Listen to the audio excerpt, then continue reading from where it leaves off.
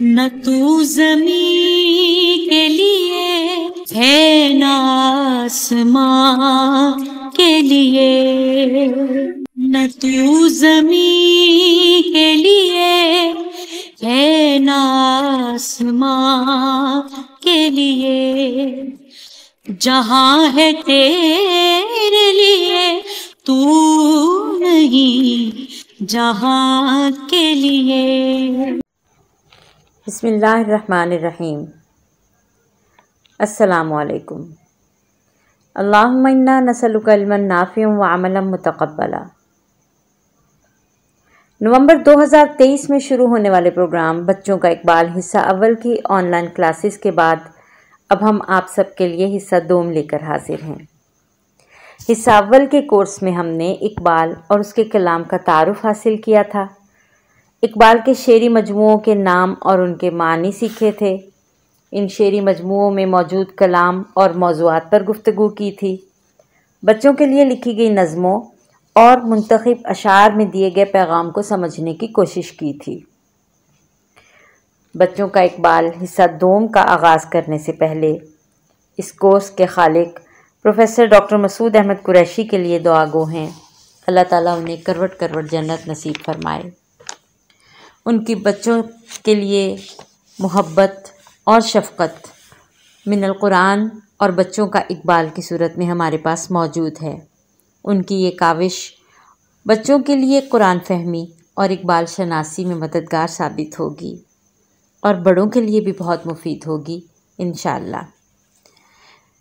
اس course کے بعد اقبال کی شاعری کو سمجھنا ان لوگوں کے لیے بھی آسان ہوگا جو سمجھتے ہیں کہ اقبال کی شاعری مشکل ہے۔ تو آئیے اپنی کلاس کا آغاز کرتے ہیں۔ آج کی کلاس کا موضوع ہے خدا کی قدرت۔ پہلا شعر اقبال کی نظم الارض للہ سے لیا گیا ہے۔ یہ نظم بال جبریل میں موجود ہے۔ کس نے بھر دی موتیوں سے خوشۂ گندم کی جیب، موسموں کو کس نے سکھلائی ہے خوئے انقلاب۔ اقبال اس شعر میں گندم کے سٹے اور اس میں موجود دانوں کے لیے خوشۂ گندم کی جیب بھرنے کا استعارہ استعمال کرتے ہیں۔ بڑا ہی پیارا انداز ہے۔ تصور میں گندم کی سنہری بالیاں لہلہاتی نظر آتی ہیں، ساتھ ہی انسان کا دل یہ سوال کرتا ہے کہ اتنی پیاری نعمت دینے والی ذات کون ہو سکتی ہے۔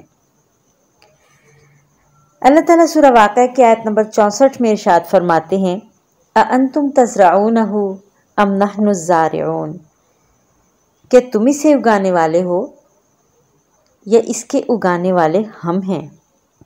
زبان سے بے اختیار نکلتا ہے اے ہمارے پروردگار، اسے اگانے والے آپ ہی ہیں، ہمارا تو کوئی اختیار نہیں۔ جب کسان مٹی میں بیج ڈالتا ہے تو زمین کے اندر تاریکی ہوتی ہے، یعنی اندھیرا ہوتا ہے۔ اس اندھیرے کے اندر چھوٹا سا ننھا سا بیج دبا ہوا ہوتا ہے۔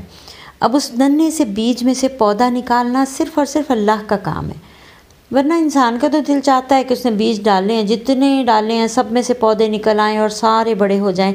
اس کے باوجود کچھ پودوں میں سے بیجوں میں سے پودے نکلتے ہیں اور کچھ بیجوں میں سے نہیں نکلتے۔ یہ تو اللہ تعالیٰ کی مرضی ہے نا، جس بیج میں سے پودا نکالنا ہے۔ تو یہ اللہ ہی کی ذات ہے جو بیج میں سے ننھا سا پودا نکالتی ہے، اور اس ننھے سے پودے کو نکالنے کے بعد اس کو پالنا اور بڑا کرنا بھی صرف اللہ ہی کا کام ہے۔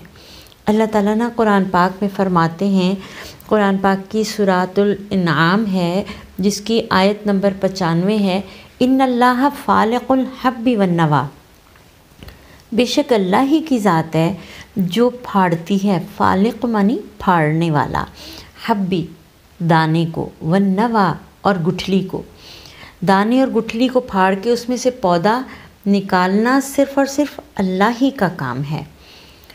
ایک دفعہ نا ہمارے بچوں نے گملے میں بیج ڈالا اور اسے چھت پہ رکھ دیا۔ تھوڑی دیر بعد بچے چھت پہ جا رہے تھے اور آ رہے تھے۔ میں نے پوچھا آپ لوگ کہاں جا رہے ہیں؟ انہوں نے کہا ہم دیکھنے جا رہے ہیں کہ دانے میں سے پودا نکل کے اس کے اوپر کینو لگ گئے کہ نہیں لگ گئے۔ یعنی ابھی دانہ ڈالا ہے اور انسان ہے نا، اس کا دل کر رہا ہے کہ پودے میں فوراً جو ہے وہ کینو بھی لگ جائیں۔ کینو کا بیج ہم نے ڈال کے رکھ دیا ہے تو، لیکن کب نکلنا ہے پودے نے بیج میں سے کب بڑا ہونا ہے، کیسے بڑا ہونا ہے، کب پھل لگنا ہے، یہ اللہ تعالیٰ کا فیصلہ ہوتا ہے۔ تو اللہ تعالیٰ ہی اس ننھے سے بیج میں سے پودا نکالنے کے بعد اس کو پالنے کے لیے، یعنی اس کو بڑا کرنے کے لیے، اس کی ساری ضرورتیں پوری کرنے کے لیے پانی، ہوا، سورج کی روشنی، ہر چیز اللہ تعالیٰ ہی اس کو دیتے ہیں۔ اللہ تعالیٰ ہی ایک ایسا نظام بنا دیتے ہیں کہ اس پودے کی، ننھے سے پودے کی، جس نے پل کے بڑا ہونا ہے اور اس کے اوپر پھل لگنے ہیں، اس پودے کو پالنے کے لیے جس چیز کی ضرورت ہے اس کو کیسے اس تک پہنچانا ہے۔ تو اللہ تعالیٰ نا دریاؤں، ہواؤں کو حکم دیتے ہیں کہ وہ دریاؤں کی جو لہریں ہیں ان میں سے پانی کے ننھے ننھے قطرے لے کر آئیں اور آ کر آسمان پر بادلوں کی شکل میں ان کو اکٹھا کریں، اور پھر اس کے بعد بادل جو ہیں وہ برس کے پانی اس زمین میں اگنے والے ننھے سے بیج اور اس چھوٹے سے پودے تک پہنچائیں، کیونکہ اس کو پانی کی ضرورت ہے۔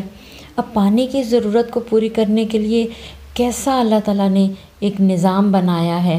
اللہ تعالیٰ سورہ روم کی آیت نمبر 48 میں فرماتے ہیں، اللہ ہی ہے جو بھیجتا ہے ہواؤں کو، وہ ہوائیں بادلوں کو اکٹھا کر دیتی ہیں اور پھر پھیلا دیتی ہیں ان کو، فالسمائی، آسمان کے اندر، کیف یشاء، جیسے وہ چاہتے ہیں۔ یعنی اللہ تعالیٰ نے دریاؤں کی موجوں سے چھوٹے چھوٹے پانی کے قطرے اٹھانے کے لیے ہواؤں کو بھیجا، ہواؤں نے ان ننھے ننھے قطروں کو لے جا کر آسمان پہ بادل بنایا۔ یہ ایک پورا، اس کو آپ لوگ نا سائنس میں بھی پڑھتے ہوں گے، واٹر سائیکل، کہ کس طرح سے ہوائیں پانی کو اوپر لے کر جاتی ہیں، اور انہیں اردو میں آبی بخارات اور انگلش میں انہیں آپ واٹر ویپرز بولتے ہیں۔ یہ ویپرز اوپر جا کر بادلوں کی شکل اختیار کر لیتے ہیں، اور بادل جو ہیں پھر وہ جب بھاری ہو جاتے ہیں ان میں سے زمین پہ پانی گرنا شروع ہوتا ہے، جسے بارش کی شکل میں یا پھر برف کی شکل میں پانی گرتا ہے، اور وہ پانی دریاؤں میں آتا ہے، اور پھر دوبارہ دریاؤں سے آبی بخارات بن کے پانی اوپر اٹھتا ہے۔ یہ پورا ایک اللہ تعالیٰ نے نظام بنایا ہے ہر جاندار مخلوق تک پانی پہنچانے کا۔ تو اللہ تعالیٰ کہتے ہیں کہ پھر یہ ہوائیں کون چلاتا ہے، کون لایا کھینچ کر پچھم سے باد سازگار۔ پچھم کہتے ہیں مغرب کو۔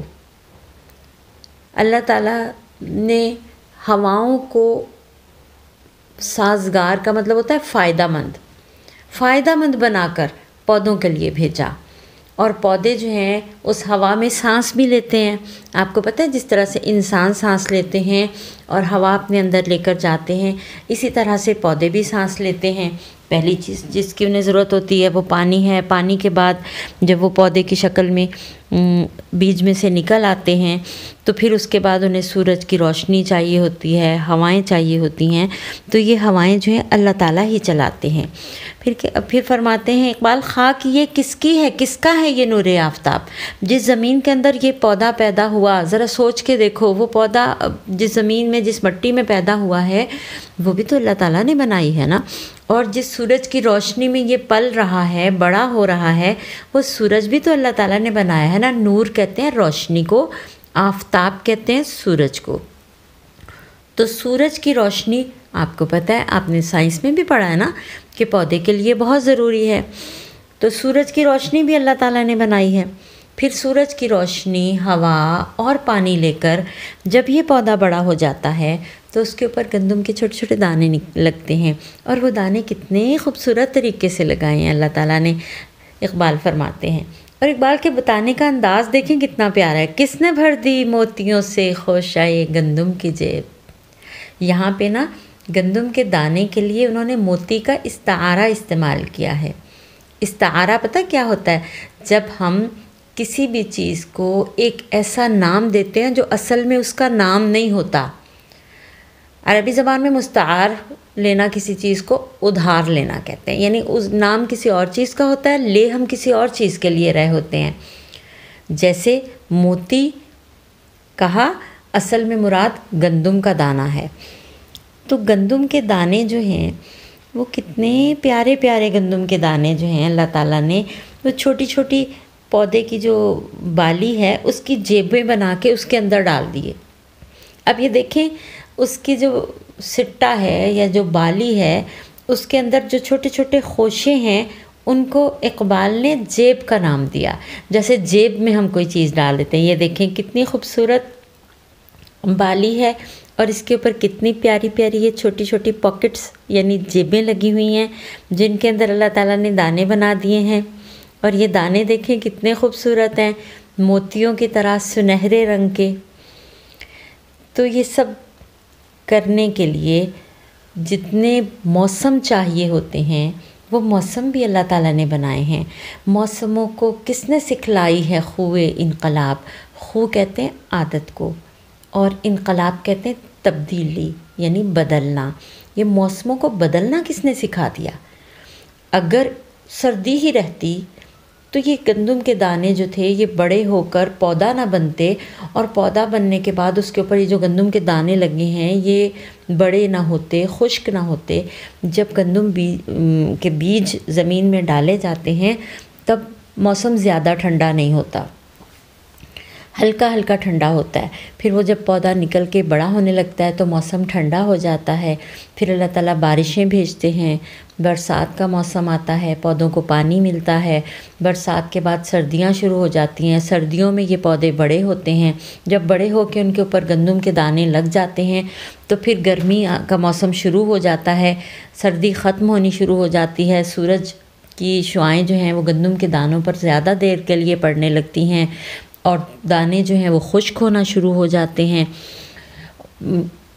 گرمی بڑھنے کے ساتھ ساتھ گندم کے دانے جو ہیں وہ خشک ہو کر سنہرے ہو جاتے ہیں اور پھر فصل پک کر تیار ہو جاتی ہے۔ یعنی گندم کے اگنے سے لے کر فصل کے پکنے تک جتنے موسم چاہیے ہوتے ہیں بدل بدل کر وہ موسم کون بھیجتا ہے؟ اللہ تعالیٰ ہی سے سب کرنے والے ہیں نا۔ تو دیکھیں اللہ تعالیٰ ہر چیز پر قادر ہیں۔ وہ انسان کی ضروریات کو پورا کرنے کے لیے انہوں نے پودے کو اگانے کے لیے کتنا زیادہ اس کی ضروریات پوری کرنے کے لیے اللہ تعالیٰ نے کتنا اچھا نظام بنایا ہے۔ اس سارے نظام کو اقبال نے اپنے اس شعر کے اندر بیان کیا ہے اور ساتھ یہ بھی بتایا ہے کہ یہ اللہ کے علاوہ اور کوئی نہیں کر سکتا۔